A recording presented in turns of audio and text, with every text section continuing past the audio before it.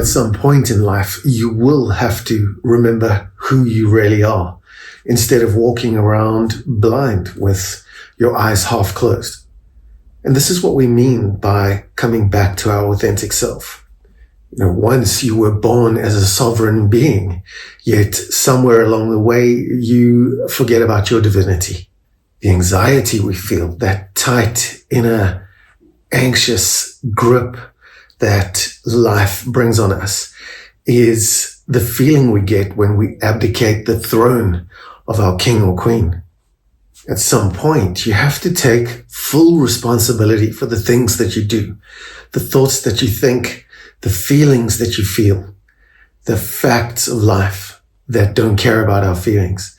At some point, you regain a sense of power, authentic power, and control over the things in your life you can manage. And those things are all within. Every single day, we need to practice the art of contemplation. We need to remember and understand that there's an entire world out there full of 8 billion people almost that are trying to tell us what to do, that are trying to manage us, what we do, how we think, what we spend our money on, if we actually get to make that money or keep it for that matter.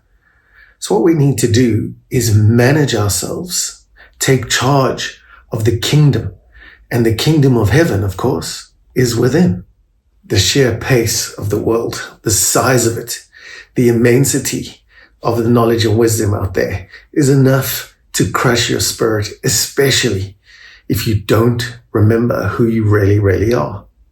So the idea is to practice daily understanding who your authentic self is and managing yourself, your body, heart, and mind with every faculty and talent you have, not just with your 5 senses, but with your extrasensory perception, your intuition, imagination, the power of your intention. We need to take hold of the reins and direct our lives exactly where we want to be. And the first step of really doing that is drowning out that perpetual noise, that constant hum of the world that says, hey, you're not good enough. The prison of our own personalities is why we get intimidated and tempted into getting off the throne and not managing our own kingdom. The personality is designed for survival. So the minute we feel threatened, it kicks into action and becomes defensive. And defense is the first act of every single war, especially the war upon yourself, your future, the things that you really want to do in this life. It's a war on the meaning of who you really are. The personality is constantly seeking that external approval and validation, which it never finds. People want you in their place. They want you to relinquish the throne and serve.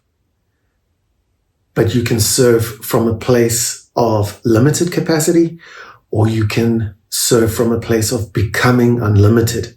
And this is what we teach. In the end, you have to take full responsibility for everything you do. And that's a practice. It's a pathway. It's a way of thinking, feeling, being, and doing. To break free and master our lives, we must take a neurological update. Like everything, it needs to be updated.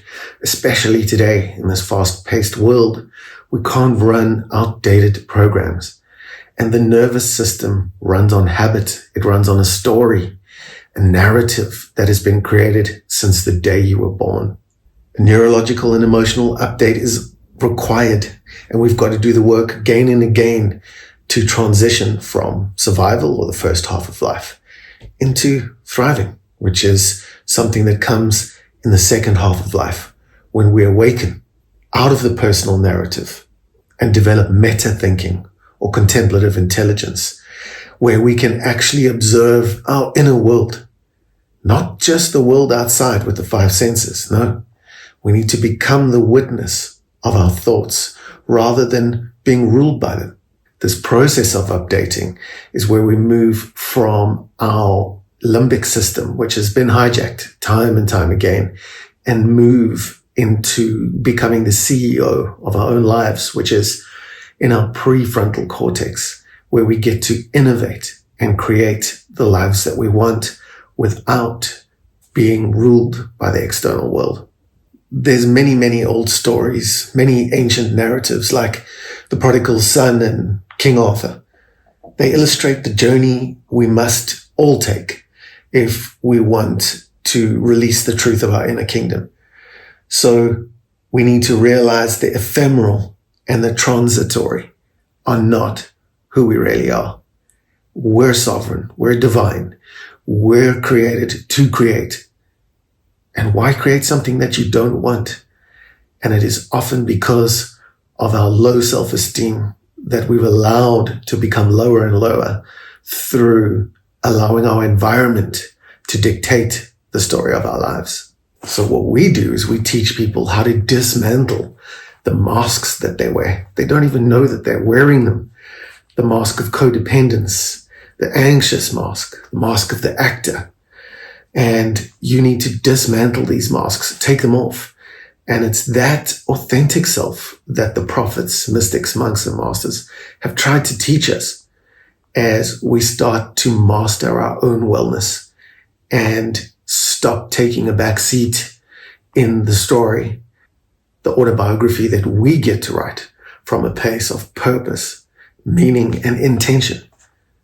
So there's a world out there, an entire environment trying to tell you who you are. But in turn, that there's an internal world that is also trying to tell you who you are. And it whispers with force, with a never-ending rise of power. But often we only listen to that voice through great suffering or great love, but usually great suffering. So why wait? What we can do is just learn how to access that inner voice, listen to it, and then respond to it rather than react to the colder, negative environment that we may perceive on the outside. Many people who've had depression, anxiety, addictions, and those sorts of things tend to avoid life and remove themselves. But we say get into the arena, accept the game of life. Life is a game, play it. It's a race that we can win, that we can run instead of avoid. That's where our true power is. That's where our true power resides, in playing the game and doing life on life's terms. One of the first things that we forget is that deep inherent knowledge that we're the creator of our own personal realities. Our personality creates that reality over time through every thought, feeling, action, behavior, and response that we've ever given, that we've ever taken. So the work is waiting. It's getting into the gap. It's being still and knowing God, His ways, His world, His work. And this is how you show up for yourself. Spiritual awakening is not that crazier idea. Spirituality is walking around with your eyes wide open, walking in prepared, knowing what to expect, and acting from a place where you're not intimidated.